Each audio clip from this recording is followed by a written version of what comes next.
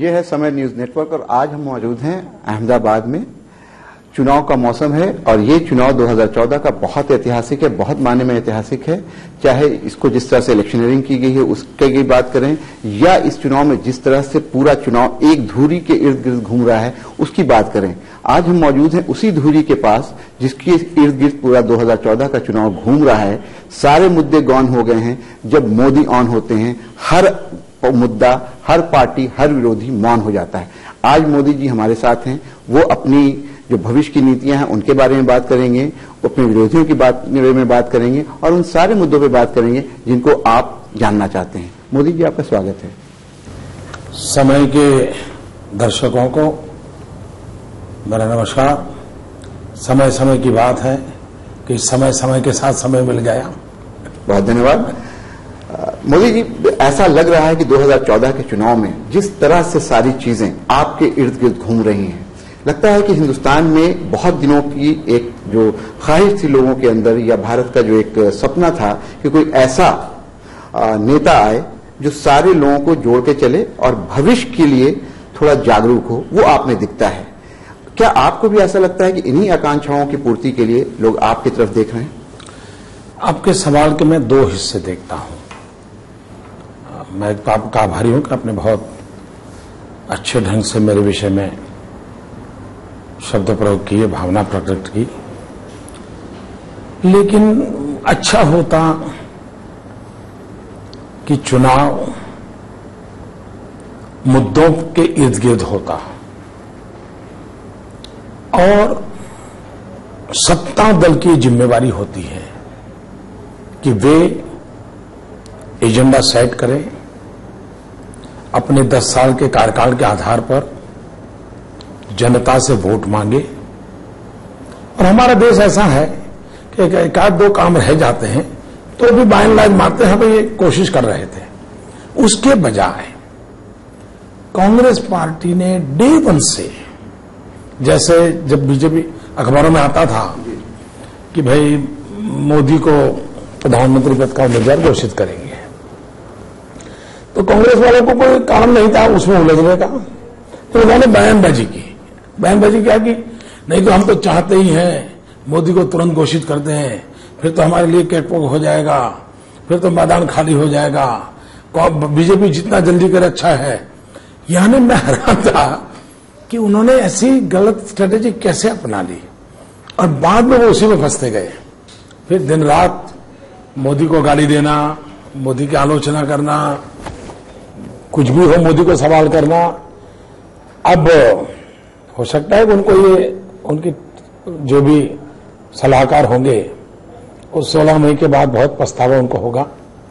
लेकिन मैं व्यक्तिगत रूप से मानता हूं और मैंने कोशिश की है, मेरी कोशिश रही है कि विकास और सुशासन इन्हीं मुद्दों पर देश में अब चर्चा होनी चाहिए।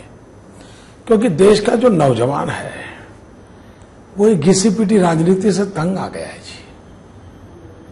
और हमारी ये कोशिश है कि भाई हम, और लोकतंत्र में हम सबका दायित्व है कि लोगों को जाकर के हम प्रशिक्षित करें, अपनी बात बताएं। लेकिन तू मैं चल रही है। आपने बात की कि विकास और सुशासन के ऊपर सरकार बननी चाहिए और इन्हीं मुद्दों पे बातचीत होनी चाहिए। लेकिन आपके विरोधी हमेशा ये कहते हैं कि मोदी जी विकास की बात तो जरूर करते हैं, सुशासन की बात तो जरूर करते हैं, लेकिन कोई रोड मैप सामने नहीं रख पाते हैं। आपसे जानना चाहूंगा संक्षिप्त में कि गुजरात मॉडल की चर्चा होती है। गुजरात मॉडल का जो विकास है, क्या पूरे देश में उसको लागू किया जा सकता है और वो कितना सफल? जो लोग हिंदुस्तान को जानते हैं वे कभी भी ऐसी चर्चा नहीं कर सकते। ये जो लोग चर्चा है उनको अज्ञान है। यानी कांग्रेस के जो लोग विरोधी ये बात कर रहे हैं वो अज्ञानी है। अज्ञान वो अज्ञानी है, मैं नहीं कह रहा हूं, ये उनका अज्ञान है, ये मैं कह रहा हूं। क्योंकि आप चाहोगे कि ढोकला खमण सारे देश में चले तो चलने वाला है क्या? आप चाहोगे कि इडली सारे देश में चले, चलने वाली है क्या? आप चाहोगे कि भाई पनीर परोठा चले तो सारे देश? ये देश इतना बड़ा है, इतना विविधताओं से भरा हुआ है। अब तक जो देश को मुसीबत झेलनी पड़ी है उसका मूल कारण दिल्ली में एयर कंडीशन कमरे में बैठ करके एक ही डंडे से देश को चलाया गया है। इवन इन गुजरात एक मॉडल में काम कर रहा है। ट्राइबल के लिए मैंने अलग मॉडल बनाया, समुद्री तट के लिए अलग मॉडल बनाया, शहरी गरीबों के लिए अलग मॉडल बनाया, गांव के लिए अलग मॉडल बनाया। और इसलिए ये जिनके दिमाग में चलता है, ये मैं समझता हूं न विकास की परिभाषा समझते हैं, न अच्छा विकास कैसे होता है।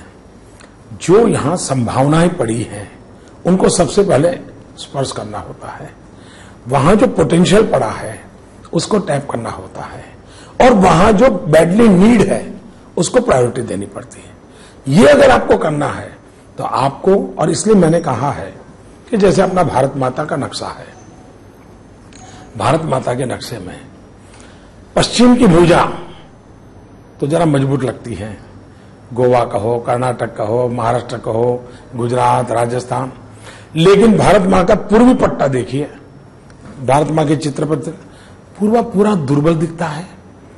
बिहार की हालत खराब है, पूर्वी उत्तर प्रदेश की और खराब है, पश्चिम बंगाल खराब है, आसाम खराब, नॉर्थ ईस्ट खराब, सारे हिमालयन खराब, आंध्र की हालत खराब। क्या पश्चिम का मॉडल वहां चल सकता है क्या? आपको वहां के लिए अलग से सोचना पड़ेगा।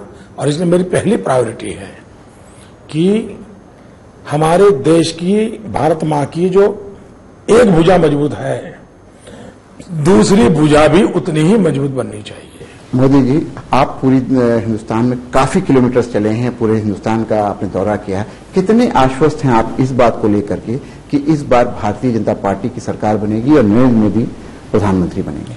मैं खुद का स्टेटमेंट करूं उसके पहला मैं आपको कुछ चीजें बता देता हूं जो आपके दर्शक खुद तय कर लेंगे कि क्या होगा। एक, अगर चुनाव कांग्रेस जीतने वाली होती तो उनके जितने टॉप लीडर्स हैं वो चुनाव से भागते नहीं, सारे उनके वरिष्ठ नेता चुनाव से भाग गए, प्रधानमंत्री तक चुनाव नहीं लड़ रहे हैं। ये हाल कांग्रेस का है। दूसरा, भारतीय जनता पार्टी के साथ हिंदुस्तान की राजनीति के इतिहास में 25 पॉलिटिकल पार्टियों का प्री पोल अलायंस हुआ। प्री पोल अलायंस के साथ कोई दल चुनाव में गया हो, ये पहली बार हुआ, इतना बड़ा। तो ये शुभ संकेत उसमें से दिखते हैं। तीसरा, जितने सर्वे आए हैं, सर्वे में 19-20 का फर्क है, लेकिन इशारा साफ आता है। दूसरा, जितने भी न्यूट्रल मीडिया के रिपोर्ट हैं, वे भी दिल्ली में परिवर्तन आ रहा है, उसी के पक्ष में बोल रहे हैं। सीटों के संबंध में लोगों का आकलन में आपका क्या अंदाजा है? ऊपर नीचे हो सकता है। तो एक बात साफ है कि देश में मां बेटी की सरकार जा रही है, ये पक्का है। नई सरकार आ रही है, ये पक्का है। मैं अपना राजनीतिक जो तजुर्बा है, और शायद हिंदुस्तान में जितना मैंने दौरा किया है, सब दलों के लोगों को इकट्ठा मिला दोगे नहीं किया है तो भी मेरा बराबर नहीं कर पाएंगे, मेरी बराबर नहीं कर पाएंगे। तो मैंने खुद ने देखा है, फील किया है, और मैं खुद पॉलिटिकल साइंस का स्टूडेंट हूं, और सालों तक मैंने चुनाव को पर्दे के पीछे से हैंडल किया हुआ है। और चुनाव पर्दे के पीछे हैंडल करना वो सबसे ज्यादा ताकत लगती है, वो काम मैंने किया है। तो मेरा ये जो एक्सपीरियंस है, उसके आधार पर मैं कहता हूं कि 25 साल को अगर देख ले, पिछले 25 साल को, इवन राजीव गांधी के जाने के बाद शायद ये पहला चुनाव ऐसा है कि जो सत्ता दल को भारी बहुमत देगा, एक सशक्त सरकार बनेगी, और देश सरकार बनाने के लिए सरकार बनाने वाला नहीं है, देश चलाने के लिए सरकार बनाने वाला है। ये बहुत बड़ा फर्क है। पाकिस्तान जो है वो आतंकी गतिविधियों का एक केंद्र बना हुआ है। अगर आप प्रधानमंत्री बनते हैं, आप जीरो टॉलरेंस की नीति की बात करते हैं, आप कैसे डील करेंगे? आतंकवाद के संबंध में हिंदुस्तान की धरती पर हमें हैंडल करना होता है, उसमें मैंने विचार अपने बता दिए। जहां तक पाकिस्तान का सवाल है, अगर दिल्ली में मजबूत सरकार है तो पाकिस्तान भी समझेगा ना कैसे करना। आपसे एक सवाल मोदी जी, पाकिस्तान की चर्चा हम लोग करते हैं और ये कोई ढकी छिपी बात नहीं है कि भारत में जो आतंकवाद आता है वो कहीं से आयात होता है, बॉर्डर के उस पार से आता है। अब कल वहां के जो आर्मी चीफ हैं राहिल शरीफ, उन्होंने ये कहा है कि कश्मीर पाकिस्तान की गर्दन की नस है और हम लोग किसी भी तरह से इस पर कार्रवाई करेंगे और अगर हम पे कोई हमला होता है तो हम उसका मुंहतोड़ जवाब देंगे। आपसे मेरा सवाल ये है कि इस तरह का जो बयानबाजी पाकिस्तान की तरफ से होती है, हमारी तरफ से उस तरह का जवाब नहीं जा पाता है।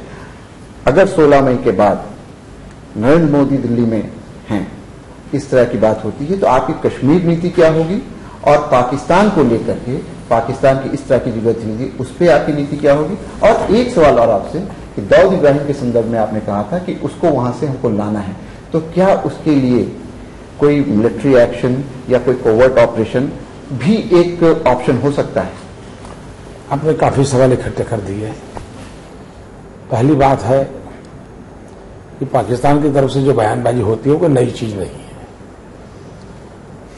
और इसको रिस्पॉन्ड करने का काम मुख्यत्वे भारत सरकार का है और कम से कम राजनीतिक दलों का सवाल है, चाहे बीजेपी हो कांग्रेस हो, कल ने सही जवाब दिया है।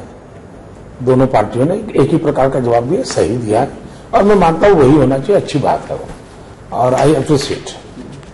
दूसरा विषय आपका क्या था? दूसरा सवाल कि अगर कश्मीर का सवाल। देखिए, कश्मीर के मुद्दे पर भी इस देश में एक अच्छी बात है कि कोई दलगत राजनीति नहीं है। भारत की संसद ने सर्वसम्मति से पाक ऑक्यूपाइड कश्मीर के लिए प्रस्ताव किया हुआ है और इसलिए इसमें भी इस देश में न किसी दल को दुविधा है, न किसी नेता को दुविधा है, न मुद्दा है कश्मीर का। जहां तक कश्मीर का सवाल है, मैं डे वन से कहता हूं, अटल बिहारी वाजपेयी ने जहां छोड़ा है वहां से हम आगे बढ़ना चाहते हैं और मैंने कहा है कश्मीर समस्या का हल कश्मीरियत के आधार पर, इंसानियत के आधार पर और जमहूरियत के आधार पर, इन तीन मुद्दों के आधार पर ही होना है। और मुझे विश्वास है, क्योंकि मैं कश्मीर के कई नौजवान मुझे मिलते हैं, मेरे से बातें करते हैं और बातें करते हैं तो मैं उनके मन को समझता हूं। अब मैं अभी बीच में कोटा गया था तो कोटा में काफी कश्मीर की बच्चियां पढ़ती हैं जी। अच्छा होता कि कहीं पठानकोट में, क्या अमृतसर में, कहा जम्मू में ऐसी इंस्टीट्यूशंस होती तो इन बच्चियों को बेचारियों को कोटा तक जाना नहीं पड़ता। अब ये चीजें हैं जो करने जैसे काम है। यानी वहां अगर डेवलपमेंट हो, वहां पर सुविधाएं प्रोवाइड की जाए। डेवलपमेंट तो सब दूर होना चाहिए, डेवलपमेंट तो सब दूर होना चाहिए। मैंने आपसे पूछा था कि क्या अगर दाऊद इब्राहिम, सबको पता है कि उनकी किस तरह की गतिविधि दाऊद इब्राहिम की है, उसको लाने में भारत सरकार विफल रही है और ऐसे बहुत सारे लोग हैं जो भारत के बाहर रह करके इस तरह की गतिविधि कर रहे हैं, तो क्या ये ऑप्शन भी हो सकता है कि अगर पता हो कि अगर पाकिस्तान में है वो, तो उसको कोवर्ट ऑपरेशन के थ्रू लाया जाए? एक मैं जरा मीडिया को पूछना चाहता हूं, आप लोगों की जिम्मेवारी नहीं है क्या कि हर चीज को बारीकी से सुना जाए, बारीकी से समझा जाए? क्योंकि आप जो परोसेंगे वही चला जाएगा। अच्छा होगा, कम से कम समय वालों से मेरा आग्रह है कि मेरा वो इंटरव्यू पूरा देखा जाए। सवाल क्या था? सवाल ये था कि सिंधे जी ने ऐसा कहा है कि हम दाऊद को लाएंगे। मेरा जवाब क्या था? मैंने कोई चर्चा, मैंने इतना ही कहा, मैं कहा मैं हैरान हूं भाई, क्या इसकी कोई पत्रकार परिषद होती है क्या? मेरा मुद्दा सिंधे है, क्या इसकी पत्रकार परिषद होती है क्या? मैंने ये कहा क्या बिन लादेन का ऑपरेशन किया तो क्या इबामा ने प्रेस कॉन्फ्रेंस की थी क्या, बयानबाजी की थी? तो ये बयानबाजी चुनाव के लिए हो रही है, ये मेरा जवाब है। अब आप मुझे दाऊद के साथ जोड़ करके आगे बढ़ा रहे हो गाड़ी को, कोई लॉजिक नहीं है। कानून का काम करेगा, कानून का अपना काम है, वो चलता रहता है, करेंगे। लेकिन यह मुद्दा आपकी प्रायोरिटी लिस्ट में अगर प्रधानमंत्री आप बनते हैं तो रहेगा? मैं हैरान हूं भैया, इतना बड़ा देश, एक दाऊद प्रायोरिटी एजेंडा बन जाएगा क्या? है क्या चीज? ऐसी चीज क्या है? नहीं, एक चीज क्या है भाई? आप क्यों ऐसे सवाल पूछ के समय अपना बर्बाद करते हो? मोदी जी, हम भारत के दूसरी चीजों की बात करें। भारत में जिस तरह से काले धन को लेकर के बहुत ज्यादा बात हो रही है, और अभी कल एसआईटी का गठन भी हुआ है। वो सरकार जो अब शायद जा रही है, उसने एसआईटी का गठन किया है कि काले धन को लाया जाए। ये एक मुद्दा रहा है भारतीय जनता पार्टी का भी, और इससे कहीं ना कहीं पूरे देश के लोग जुड़े हैं। मैं जानना चाहता हूं, आप अगर 16 मई के बाद प्रधानमंत्री होते हैं तो इसको क्या कोई टाइम फ्रेम में बांध करके हम लोग देख सकते हैं? टाइम फ्रेम में आप इसलिए नहीं बांध सकते कि हिंदुस्तान को नहीं करना है, दूसरे देशों से काम करवाना है, उन देशों की मदद लेनी पड़ेगी। लेकिन काम शुरू करने का टाइम फ्रेम होना चाहिए, पूरा होने का टाइम फ्रेम नहीं हो सकता है। क्योंकि वो मान लीजिए आप कहें भाई 3 जनवरी तक मुझे स्विट्जरलैंड जवाब दे, और स्विट्जरलैंड मानो 6 अप्रैल तक नहीं देता है, तो आपको वेट करना पड़ेगा जी। लेकिन क्या जो कोताही बरती गई वो गंभीर बात है। सुप्रीम कोर्ट ने 3 साल पहले कहा एसआईटी बनाओ। कुछ देशों ने नाम भी दिए हुए हैं, इतने लोग हैं जिनके पैसे हमारे पास है, भारत सरकार पर हाथ आ गया। सुप्रीम कोर्ट ने एसआईटी बनाने कहा, नहीं किया।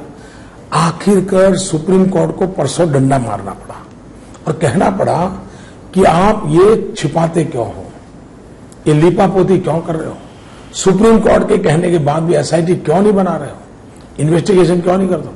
फिर सुप्रीम कोर्ट ने कहा कि आपके पास जो नाम भेजिए, हैरान हो 18 नाम भेजे उन्होंने, जो उनके पास थे। अब तक वो पार्लियामेंट में कह रहे थे काला धन की कोई जानकारी नहीं है, सुप्रीम कोर्ट को देना पड़ा। गंभीर सवाल ये है, गंभीर सवाल ये नहीं है कि टाइम फ्रेम हो और नो टाइम फ्रेम।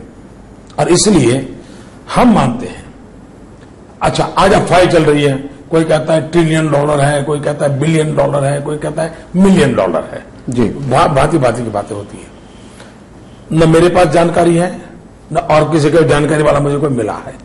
लेकिन एक बार इतने बड़े देश को सत्य पता तो चलना चाहिए ना, क्योंकि आखिरकार रुपये है कितने बार, जितने भी हो। यानी आप ये कह रहे हैं मोदी जी कि अगर आपकी सरकार आती है, प्रधानमंत्री होते हैं, तो इसका जो सच है, चाहे उसमें $1 ट्रिलियन हो, $1 बिलियन हो, जो ना हो, ये सच को उजागर करने में आप प्रयासरत रहेंगे? प्रयास नहीं, ये मेरा कमिटमेंट है, ये मेरा कमिटमेंट है।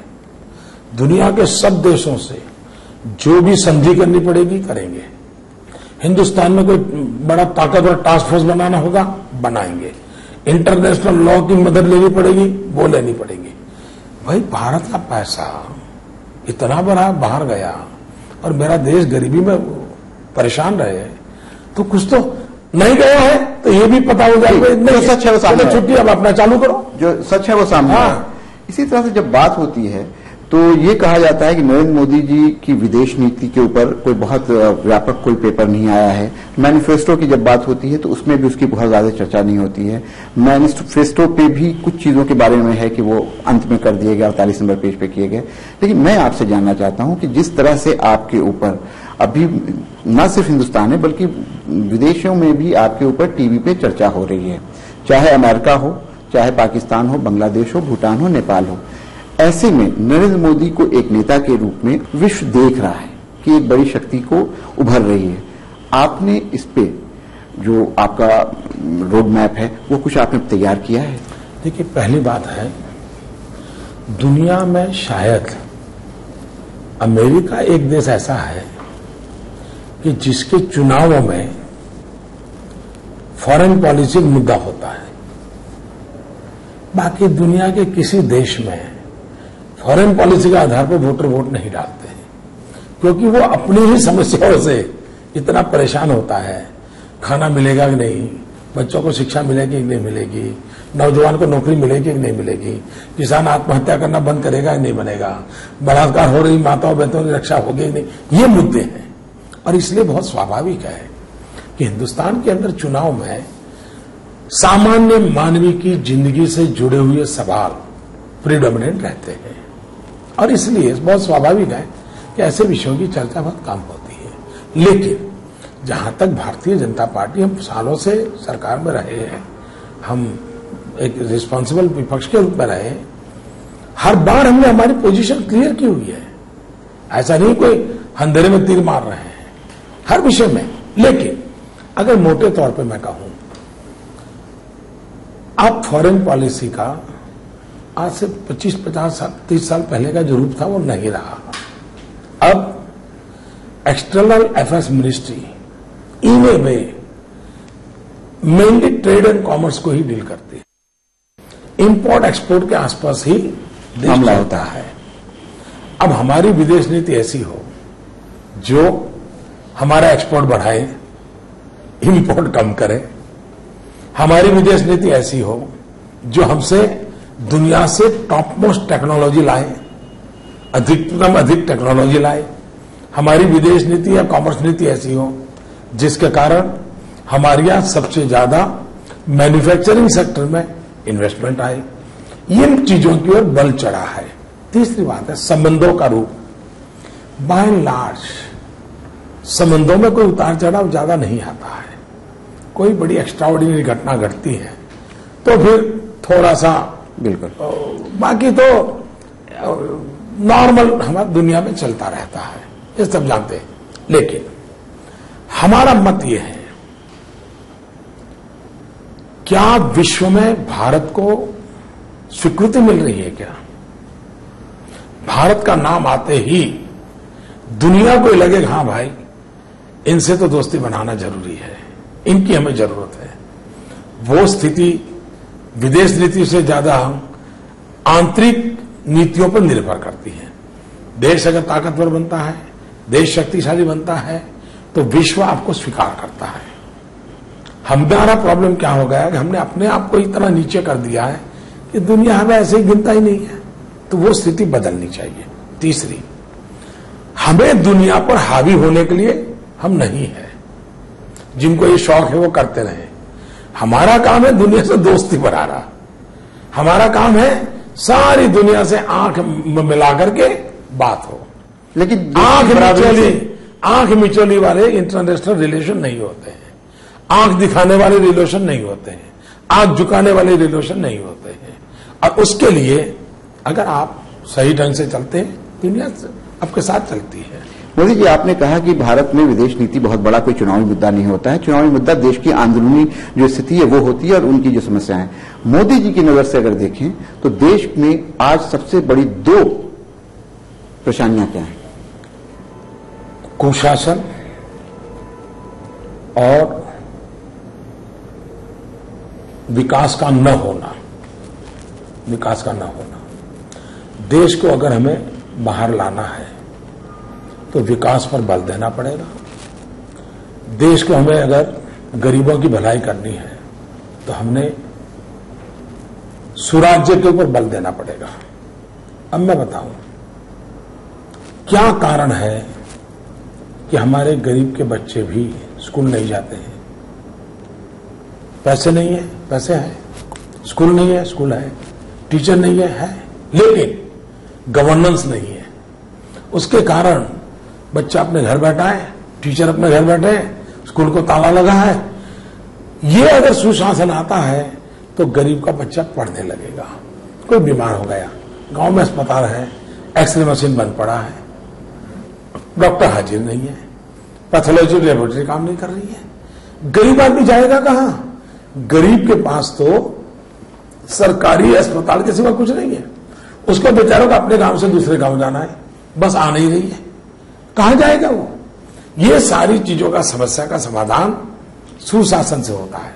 और जब सुशासन होता है, सुराज्य होता है, वो सबसे पहले गरीब का भला करता है, गरीब को प्रोटेक्ट करता है। और इसलिए हमारा आग्रह है सुराज्य सुशासन। सुशासन में भी मेरा स्पष्ट मत है।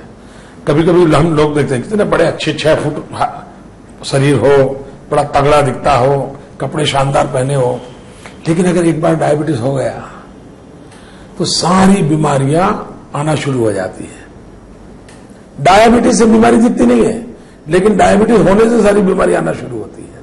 वैसे ही कुशासन डायबिटीज जैसा होता है। आपने बात की गरीबी की, आपने बात की समाज में पिछड़ापन है, इसको लेकर के समाज में एक समुदाय है जो बहुत पिछड़ा हुआ है, और जब मोदी जी से बात होती है उस समुदाय की भी चर्चा होती है। उस समुदाय के लोग जो माइनॉरिटीज में हैं, उनका कहीं ना कहीं अभी मोह भंग हो रहा है कांग्रेस से। ये दिख रहा है कि कांग्रेस से मोह भंग हो रहा है और वो ऑल्टरनेटिव्स ढूंढ रहे हैं। वो चाह रहे हैं कोई ऑल्टरनेटिव व्यवस्था हो, कोई ऐसी पार्टी हो या कोई ऐसी चीज हो जिसकी तरफ जाएं, और जहां उनको ऑल्टरनेटिव मिला, जैसे दिल्ली में वो गए। राष्ट्र के लेवल पे बात करें तो भी ऑल्टरनेटिव की तरफ देख रहे हैं। भाजपा की तरफ भी मुसलमान देखता है, माइनॉरिटीज के वोटर्स देखते हैं, लेकिन उनको कौन सी वो चीजें हैं जो देख करके या जिसको समझ करके वो भाजपा की तरफ आए, मोदी जी में अपना विश्वास दिखाएं। देखिए, उन्होंने न भाजपा की चिंता करनी चाहिए न कांग्रेस की चिंता करनी चाहिए, उन्होंने खुद की चिंता करनी चाहिए। दुर्भाग्य है कि वो खुद की चिंता नहीं करते हैं। वे किसी राजनीतिक दल की भलाई के लिए ही अपनी जिंदगी खपा रहे हैं। सबसे बड़ी गलती ऐसे कुछ समाजों के नेताओं ने ऐसी करके रखी है कि उनको बेचारों को खुद को सोचने ही नहीं देते हैं। अब जैसे मोदी ये कहता है कि भाई 100% एजुकेशन होना चाहिए। जब मैं कहता हूं 100% एजुकेशन होगा, उसमें कौन बच्चे होंगे भाई? जो आज सबसे ज्यादा शिक्षित होंगे उसी को फायदा होगा। मैं कहता हूं सब नौजवानों को रोजगार का अवसर मिलना चाहिए। जब से मैं सब कहता हूं तो आते हैं कि नहीं आते हैं। और इसलिए गुजरात का जो मॉडल है ना, उसकी ये विशेषता है, सबका साथ सबका विकास। ये है यहां डालो तो वोट मिल जाएगा, यहां मत डालो वरना तो हरा देगा। ये खेल ने ही देश को बर्बाद किया है। मेरे लिए सब समान है, सबकी भलाई ये मेरा लक्ष्य है। भारतीय जनता पार्टी ने मुझे यही सिखाया है। लेकिन वोट लेने के लिए उसकी जाति को उकसाओ, फिर थोड़ा टुकड़ा फेंको, वो पाप न मैं करूंगा। और जो लोग करते हैं वो बुरा करते हैं, ये बात मैं बार बार बोलूंगा। मोदी जी, आपने बहुत जैसे अभी अचानक एक जगह मेरा इंटरव्यू में एक बात निकली, मीडिया ने इसको दबा दिया जी। क्यों दबा दिया मुझे मालूम नहीं। हिम्मत नहीं है ना, ऐसी चीजें हिम्मत नहीं है। मैंने ये कहा, मैंने कहा मैं मेरे देश का मुसलमान को ऐसे देखना चाहता हूं कि जिसके एक हाथ में कुरान हो, दूसरे हाथ में कंप्यूटर हो। ये कहने की हिम्मत मोदी में है, लेकिन पता नहीं क्यों मीडिया को मालूम है कि मोदी का सही स्वरूप अगर मुसलमान जान जाएंगे और मुसलमान अगर मोदी को प्रेम करने लग जाएगा, इनकी सबकी दुकानें बंद होने वाली है। मोदी जी, आपने बहुत, और इसलिए ये ऐसा है वो अपनाते, सच जानने नहीं देते, और वो भी बेचारे भले वाले हैं, उन तक शिक्षा नहीं पहुंची, इतनी गरीबी में जी रहे हैं। इनका इतना एक्सप्लॉइटेशन किया इन राजनेताओं ने। भगवान करे मुझे अवसर दें, मैं सबसे ज्यादा इनका भला करूं। मैं बहुत अच्छी बात आपने कही कि एक हाथ में कुरान और एक हाथ में कंप्यूटर होना चाहिए। ये आप नरेंद्र मोदी के मुंह से अच्छा लग रहा है सुनकर के, लोगों को भी। लेकिन एक बहुत सोची समझी सुनियोजित तरीके से ये बात फैलाई गई है कि मोदी जी के आने से इस समुदाय का कुछ हित नहीं होना है, बल्कि उनको डराया जा रहा है। आप पूरे हिंदुस्तान में घूम रहे हैं, आपको फीडबैक भी मिलती होगी। आपको क्या लगता है कि मुसलमान आपसे भयभीत हैं या कहीं पेशोपेश में हैं? ऐसा है कि मेरे सर्टिफिकेट की जरूरत नहीं है और मेरे सर्टिफिकेट पर विश्वास भी नहीं करना चाहिए। और मैं तो मानता हूं मुसलमानों के लिए मैं कोई अच्छा बोलूं तो मेरे पर पहले भरोसा करने से पहले 50 बार चेक करना चाहिए। ये मैं सामने से कहता हूं। ऐसा कहने की हिम्मत हिंदुस्तान के किसी राजनेता में नहीं है, मेरे में है। लेकिन करना क्या चाहिए, और मैं चाहूंगा समय चैनल का तो उर्दू का भी काफी है, आपका तो उर्दू अखबार भी अच्छा है। जी। देश में भाजपा की जितनी सरकारें हैं उनका रवैया क्या है? अटल जी की एनडीए की सरकार थी, उनका रवैया क्या है? और दूसरा, चौथी बार मुख्यमंत्री नरेंद्र मोदी बैठा है, यहां वो क्या कर रहा है? जैसे मैं जब गुजरात में आया तो मेरे यहां गर्ल चाइल्ड एजुकेशन में हम 20वें नंबर पे थे, 20वें नंबर पे। गुजरात जैसा राज्य बच्चियों की शिक्षा में 20वें नंबर पे था। हमने ठान ली ये चित्र बदलना है। हर वर्ष जून महीने में 13, 14, 15 जून, जबकि गुजरात में 45 डिग्री टेम्परेचर होता है। मुख्यमंत्री खुद उस गांव में जाता है जहां पर कम से कम बेटियां पढ़ी लिखी हैं।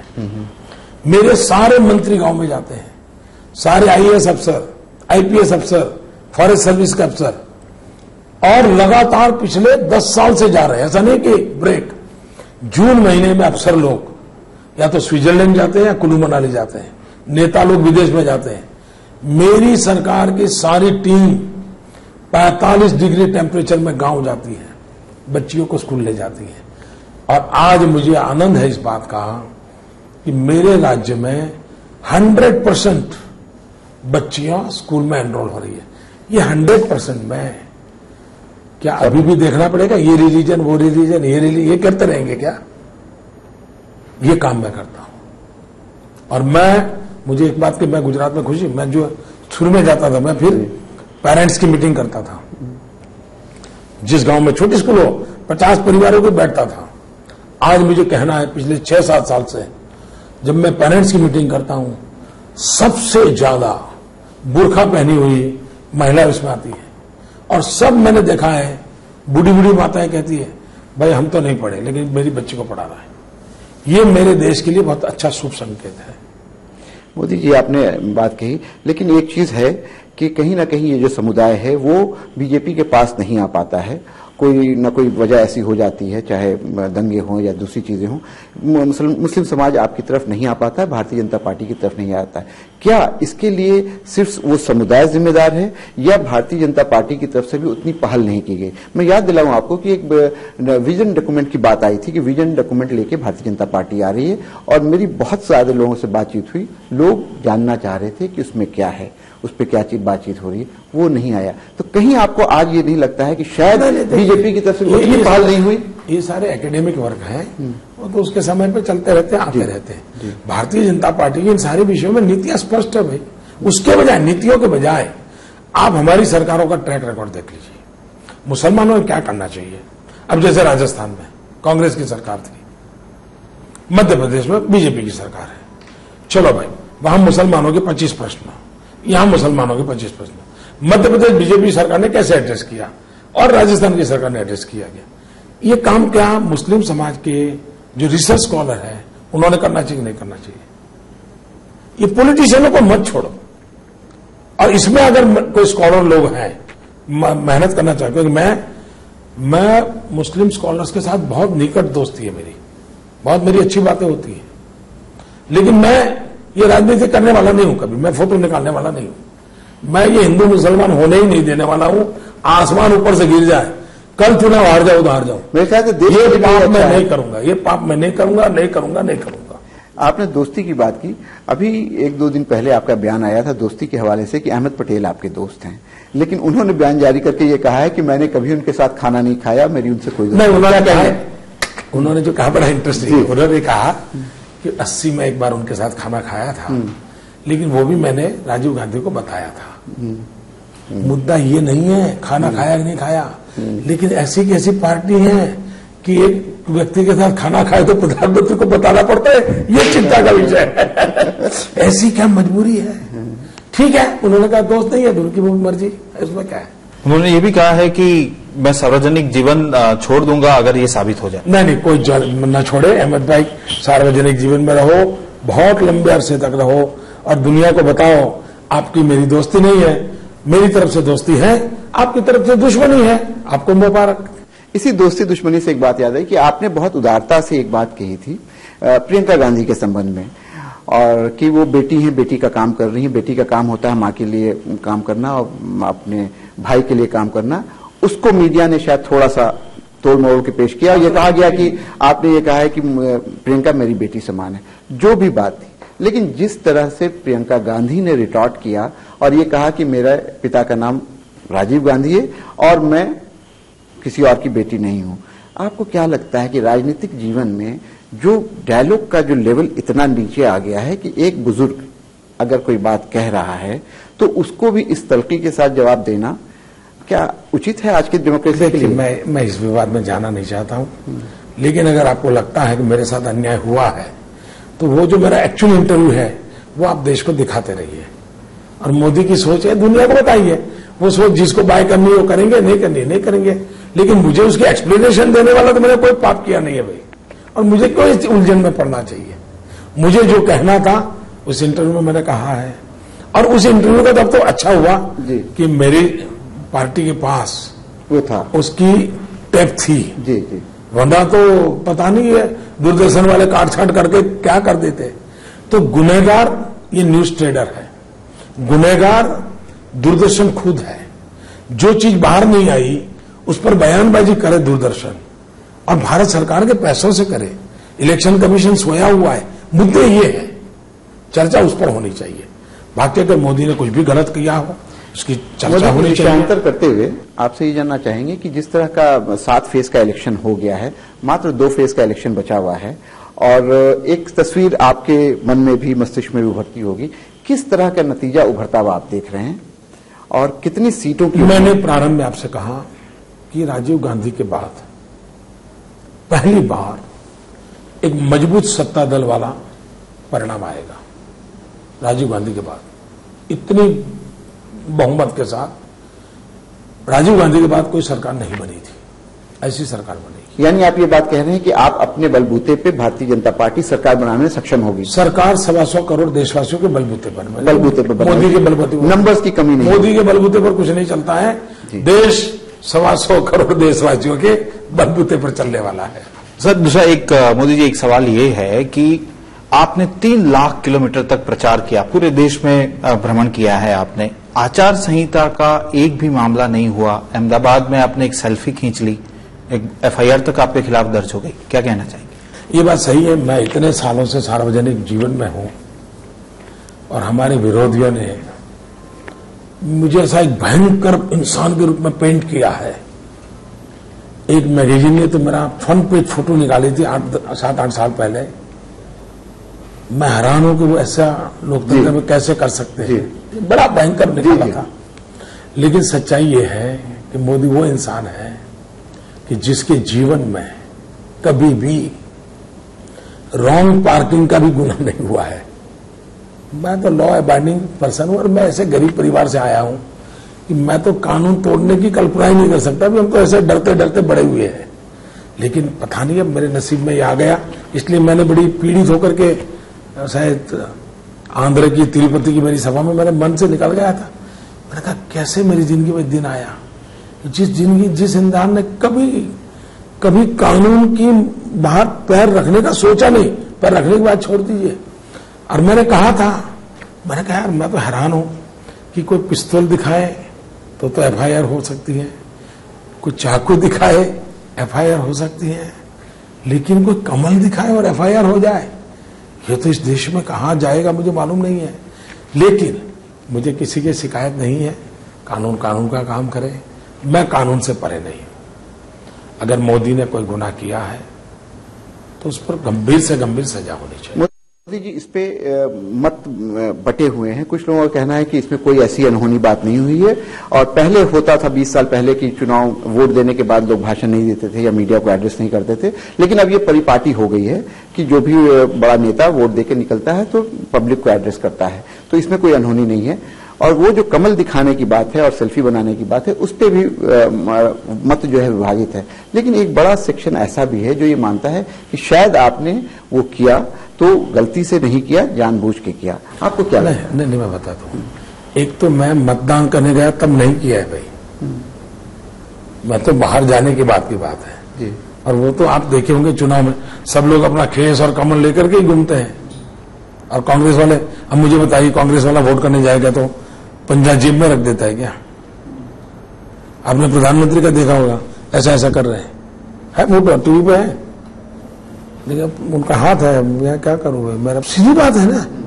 यहां हमारे कांग्रेस के नेता ने, वो तो जहां वोटिंग कर रहे हैं वहां पर उसने ऐसे दिखाया, और फिर सोशल मीडिया में है सब।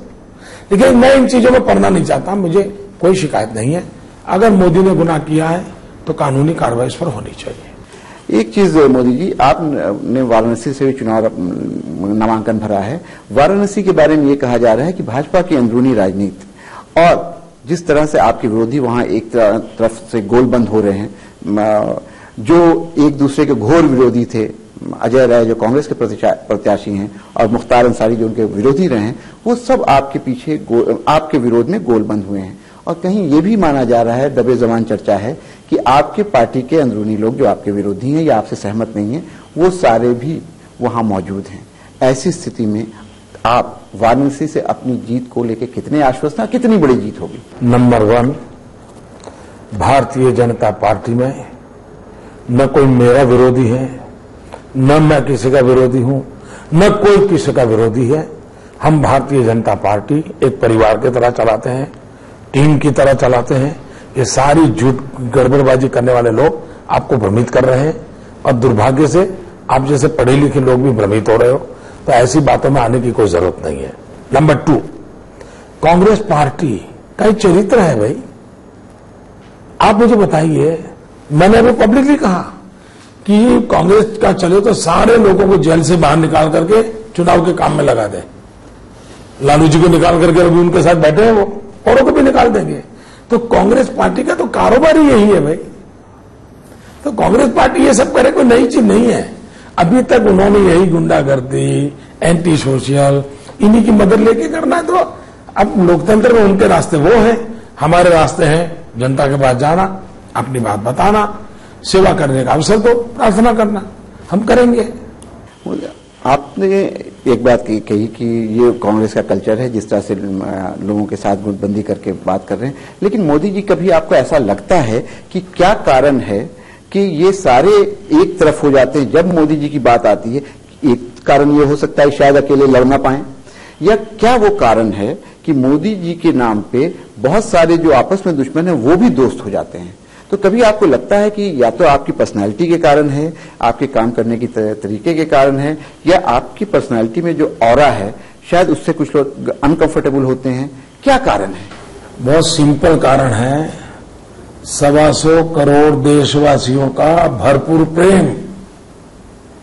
अगर मुझ पे प्रेम न होता, यही मोदी, यही ओरा, दोनों को ईर्ष्या है, यही मोदी, यही ओरा, यही ऑरेटरी सब होता तो भी कोने में पड़ा होता, कोई पूछता नहीं। ये जनता ने अपने कंधे पर बिठाया है, इसलिए मोदी है। ये जो कुछ भी हमला है वो मोदी पे जनता का जो प्रेम है उससे भोग रहे हैं। बाकी मोदी तो पहले भी इतने ही फुट का था, मोदी का वजन पहले भी इतना ही था, मोदी की ऑरेटरी तो बचपन से इतनी बढ़िया है। ये प्रॉब्लम नहीं है, प्रॉब्लम जनता का प्रेम है। अब प्रेम के कारण वो परेशान है कि मोदी को प्रेम क्यों कर रहे हैं। अब जनता को गाली दे नहीं पा रहे, तो गाली किसको दे? मोदी को दे। अब सारी डिक्शनरी तो मैं मानता हूं पूरी हो गई है, सब उनको गालियों के लिए नई डिक्शनरी लानी पड़ेगी। देखिए, जनरली एक बात कही जाती है कि अब की बार मोदी सरकार, भाजपा सरकार होगी या मोदी सरकार? पहली बात है, जो सरकार बनेगी वो देश की होगी। सरकार देश की होती है, सरकार किसी दल की नहीं होती है। हम चुनकर के आते हैं दल की तरफ से। जो सरकार बनेगी हिंदुस्तान की होगी। और मैं साफ कहता हूं, जिन्होंने वोट दिया है उनकी भी वो सरकार है, जिन्होंने वोट विरोध में दिया है उनकी भी सरकार है, जिन्होंने वोट नहीं दिया उनकी भी सरकार है, और जिन्होंने नोटा में वोट दिया है उनकी भी ये सरकार है। सरकार बनने के बाद वो हिंदुस्तान की सरकार होती है। और फिलहाल जो स्थितियां बनी हुई है उसमें आप क्या मानते हैं कि कहीं ना कहीं गुजरात से आपको कम सीटें अगर मिली तो क्या होगा? खासतौर पर आपने मिशन 26 जबकि लॉन्च किया हुआ है, और कांग्रेस भी कहीं ना कहीं एक, अगर 2000 पिछले चुनाव की अगर बात करें तो 15 सीटें उन्हें 15 सीटें आपको और 11 सीटें उन्हें मिली थी। इन्हीं के सवाल को मैं आगे बढ़ा दूं कि आपने बहुत आश्वस्त होकर कहा है कि आपको पूरे तौर पे बहुमत आ रहा है और बहुत अच्छा बहुमत आ रहा है। अच्छी बात है, पॉजिटिव हैं आप। लेकिन प्लान बी आपका क्या है अगर कोई स्थिति ऐसी बनती? जनता के मन में किसी को क्या है नहीं पता है।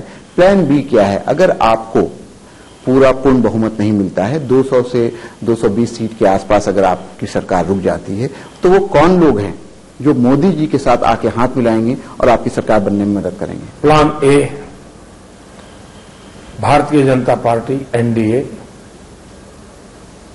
पिछले 25 साल में जो मजबूत सरकार नहीं बनी उससे भी ज्यादा मजबूत सरकार बनाने वाले हैं। प्लान बी, राजीव गांधी के समय की सरकार के बाद कभी भी जो सरकार मजबूत नहीं बनी है उससे भी मजबूत सरकार बनने वाली है। प्लान सी, मजबूत भाजपा एनडीए सरकार बनने वाली है। प्लान डी, प्लान ई, H, Y, Z. Modi ji आपके बारे में कहा जाता है कि मोदी जी जो कहना चाहते हैं वही कहते हैं, आप उनसे कुछ कहलवा नहीं सकते हैं। लेकिन मोदी जी एक चीज बहुत अच्छी है जिसके बारे में आप हमेशा कहते हैं और कहना चाहते हैं, वो है देश का भविष्य, देश का विकास, देश की आर्थिक स्थिति और अर्थव्यवस्था। अगर नरेंद्र मोदी 16 मई के बाद प्रधानमंत्री बनते हैं तो उसके बाद आने वाले 5 साल में देश को कहां देखते हैं? विश्व को मानना पड़ेगा, जो 2002-3 के कालखंड में विश्व ने मानना शुरू कर दिया था कि 21वीं सदी हिंदुस्तान की सदी है, और मुझे साफ दिखता है ये 5 साल नेक्स्ट शताब्दी का, यानी 21वीं शताब्दी का जो समय बचा है उसका एक टर्निंग पॉइंट है। पूरा दुनिया ये मान के चलता है कि अगली शताब्दी एशिया की शताब्दी है। दुनिया को चिंता है कि कोई डेमोक्रेटिक कंट्री वर्ल्ड को लीड करेगा कि नहीं करेगा। विश्व चाहता है कि कोई डेमोक्रेटिक कंट्री लीड करे, लेकिन 10 साल में दुनिया निराश हो गई, भारत से निराश हो गई। अटल जी के समय आशा बंदी थी। मैं साफ देख रहा हूं कि हम फिर से वो पोजीशनिंग कर लेंगे और बहुत तेजी से आगे बढ़ेंगे। मोदी जी, आपने अच्छी बात की, देश के विकास के संबंध में बातचीत हुई। हम चाहते हैं कि हम लोग उसी पर ज्यादा बात करें जो चुनाव में इस बार हो नहीं पा रहा है। मोदी जी प्रधानमंत्री बनते हैं अगर 16 तारीख के बाद, ये अगर बहुत बड़ा लगा है, लेकिन अगर आप 16 मई के बाद प्रधानमंत्री बनते हैं तो मोदी सरकार की या भाजपा सरकार जो भी आप मान लें, उसकी 3 बड़ी प्राथमिकताएं क्या होंगी? बहुत सरल शुरुआत का जो सवाल आया था ना, तब भी मैंने कहा था गुड गवर्नेंस, डेवलपमेंट, इसके नीचे सब चीजें आ जाती है जी। अगर उसको बारीकी से कहना है जी, तो आपको भरोसा, 2 महीने पहले बोला था, तीसरा पूछा आपने जी जी, भरोसा। आज देश में भरोसा टूट गया है। और भरोसा टूटना कैसे होता है?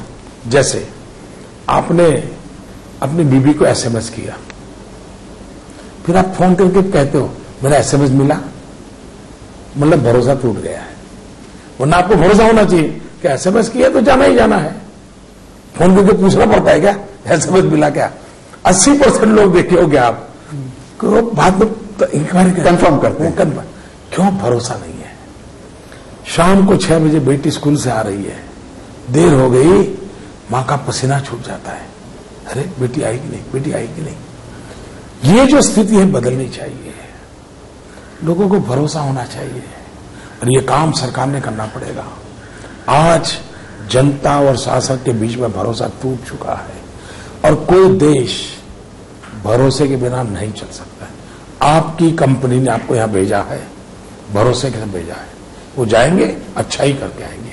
अगर वो न होगा, कहने को कह दिया होता तो अपने वो सरपटा होते रहते, यार पता नहीं गया है क्या करके आएगा। ये स्थिति ने बर्बाद करके रखा है, और इसलिए जैसे गुड गवर्नेंस, जैसे डेवलपमेंट, वैसे नेतृत्व के आचार विचार से भरोसा पैदा होता है। आज समाज में, खासकर भारत के समाज की बात करें और उस समाज की बात करें जहां ये माना जा रहा है कि शायद 16 मई के बाद नरेंद्र मोदी प्रधानमंत्री होंगे, तो उनको विरासत में बहुत सारी चीजें मिलेंगी। जो बुराइयां हैं वो भी मिलेंगी, जो अच्छाइयां हैं वो भी मिलेंगी। 2 बड़ी बुराइयां जो यहां इस देश में हैं, एक है कम्युनलिज्म और एक है करप्शन। इन दोनों में आपको बड़ी बुराई कौन दिखती है?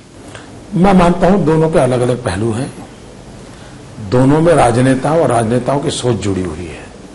प्रॉब्लम पॉलिटिकल कल्चर है, प्रॉब्लम वोट बैंक पॉलिटिक्स है, प्रॉब्लम पारिवारिक राजनीति है। अगर उससे मुक्ति मिलती है तो इन समस्याओं से अपने आप मुक्ति मिल जाती है। मोदी जी, 1-2 चीजें हैं जो जिसका जवाब नहीं आ पाता है, लेकिन मैं चाहूंगा कि आपके माध्यम से बातें जाएं, और खास करके कुछ समाज के तबकों तक जाएं जहां बात आपकी नहीं जा पाती, कि अगर विकास होता है, आपने बहुत सही बात किया, तो सबका विकास होता है, सर्वांगीण विकास होता है, इंक्लूसिव ग्रोथ होता है। इंक्लूसिव ग्रोथ की जब हम बात करते हैं तो भी ये माना जाता है कि ये नारा तो 60 साल से सारी सरकार दे रही है, इसमें मोदी जी का अलग क्या है? बहुत अच्छा सवाल पूछा आपने। देखिए, इंक्लूसिव ग्रोथ का मतलब क्या होता है?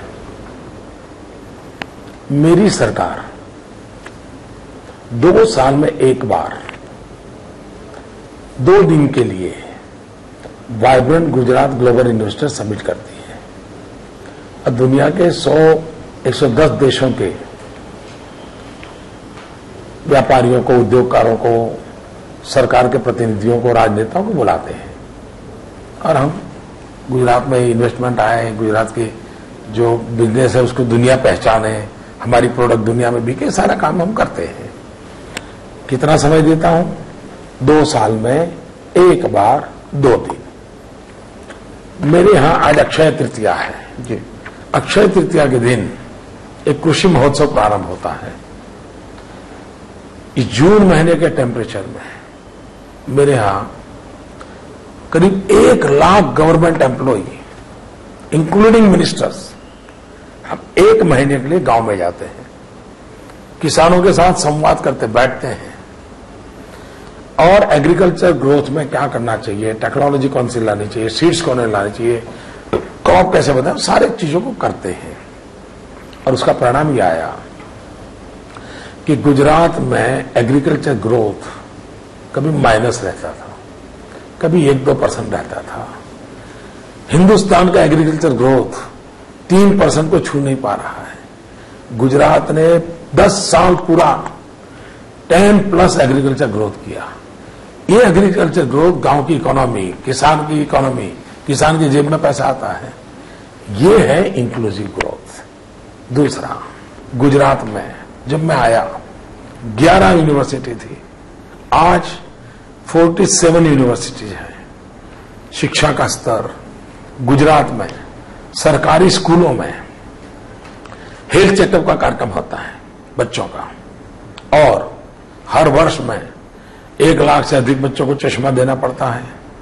800 से 1000 बच्चे जो गरीब हैं उनके bypass surgery, open heart surgery, ऐसे पेशेंट मुझे मिलते हैं। ये गरीब के घर जाकर के काम करते हैं।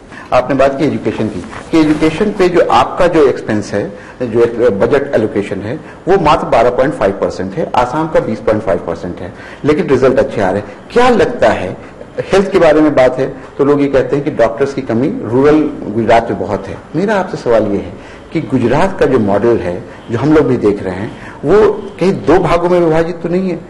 एक उन्नत गुजरात और एक अविकसित गुजरात। अच्छा, दूसरी बात मैंने वही बताया, लेकिन वो आपके सवाल में आप फंसे हुए, इसलिए वो सुनने को आप तैयार नहीं है, आपका मन। जैसे मेरे यहाँ ट्राइबल, नहीं, मैं आपसे और सुनना चाह रहा हूँ, ज्यादा सुनना चाह रहा हूँ। मैं ट्राइबल बताऊं। आज हमारा सौभाग्य है कि हिंदुस्तान के जो टोटल ट्राइबल है उसमें से 40% ट्राइबल, उनकी सेवा करने का सौभाग्य भारतीय जनता पार्टी के पास है। गुजरात हो, राजस्थान हो, मध्य प्रदेश हो, छत्तीसगढ़ हो। मेरे यहां ट्राइबल के पास खेती में, बेचारे के पास 1 एकड़ 2 एकड़ भूमि थी, 12-15 हजार रुपये से ज्यादा कमाता नहीं था। हमने एक बाड़ू प्रोजेक्ट लागू किया, उसको ट्रेन किया, काजू की खेती में ले गए और खेती में ले गए। मेरा दाहोद में जाइए, वो खेत शब्द नहीं बोलता, फुलवाड़ी बोलता है, वो फूलों की खेती करना लगा है। आज जिसकी इनकम 12-15 हजार रुपया थी, वो आज 1.5 लाख 2 लाख रुपया उतनी ही जमीन में कमाने लगा है। उसके जीवन में बदलाव आया। फिर मैंने एक टैलेंट पूल बनाया जी। जितने भी ट्राइबल बच्चे हैं, जिसमें होनहार बच्चे हैं, ऐसे 1000 बच्चों को मैं छांटता हूं और उनको मेरे राज्य की बेस्ट स्कूल में सरकारी खर्चे से पढ़ने को मिलता हूं। और वो ऐसे तेजस्वी बच्चे निकलेंगे, आप देखना, पूरा हिंदुस्तान गर्व करेगा। तो ये काम अत्यंत पिछड़ी बस्ती में पड़ा हुआ बच्चा, उसकी चिंता भी ये सरकार करती है। और इसलिए कोई ये नारेबाजी के लिए कहते रहेंगे, मेरा स्पष्ट मत है, सरकार वो है जो गरीबों की सुने और गरीबों के लिए जिए। गरीबों की सुने और गरीबों के लिए जिए, यही मेरा जीवन मंत्र है। सरकार गरीबों के लिए होती है, सरकार अमीरों के। मेरे यहाँ 108 की सर्विस है जी। अमेरिका की सर्विस से भी बेस्ट परफॉर्मेंस वाली मेरी सेवा है। और कोई गरीब आदमी बीमार हो जाता है, बेचारे को ऑटो रिक्शा में जाना है, तो ऑटो रिक्शा पहले पूछता है पैसे हैं। मेरे यहाँ 108 को पता चलता है, 1 नया पैसा लिए बिना, न वो किस गांव का है, गरीब है, अमीर है, ये धर्म है, वो धर्म, कुछ नहीं। सबसे पहले उसको लो, अस्पताल ले चलो। आज मेरे यहाँ हजारों लोगों की जिंदगी बचाने का काम ये मेरा 108 कर रहा है। इंक्लूसिव ग्रोथ की अगर बात जो जब भी निकलती है, तब उस वक्त जो प्रमुख बात निकलकर आती है अल्पसंख्यक समुदाय की बात होती है कि इंक्लूसिव ग्रोथ में क्या आप उस समुदाय को गिनते हैं? एक काम आप समय पे लोग कर सकते हो, मैं चाहूंगा कि करना चाहिए। वो बहुत अच्छा होगा और सेवा होगी। सच्चर कमेटी का रिपोर्ट आया, एक तो वो रिपोर्ट देश के सामने समझाना चाहिए, रखना चाहिए, नहीं समझाना चाहिए कि गुजरात में कितना माइनॉरिटी का लाभ हो रहा है औरों की तुलना में, जो सेकुलरिज्म के नाम पर वोट बैंक करते हैं ना, उनकी तुलना में वो देखना है। दूसरा, सच्चर कमेटी के फॉलोअप में प्रधानमंत्री की 15 पॉइंट प्रोग्राम आया माइनॉरिटी का,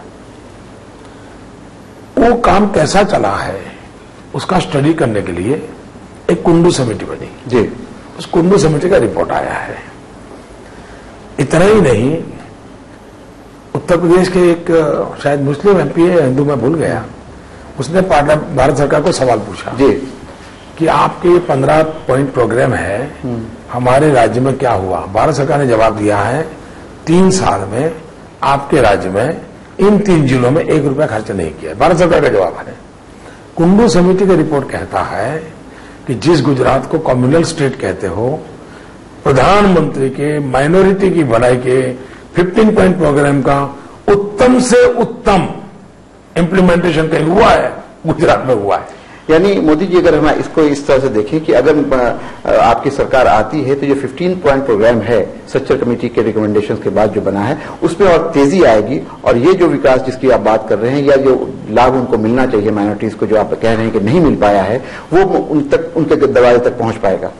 मुद्दा ये नहीं है भैया, गुड गवर्नेंस जब आता है ना, मैंने पहले ही कहा, गुड गवर्नेंस का मतलब ही है कि भाई अस्पताल में नहीं है, पेशेंट आया, डॉक्टर नहीं है। अगर गुड गवर्नेंस होता है सब अपने आप होने लग जाता है जी।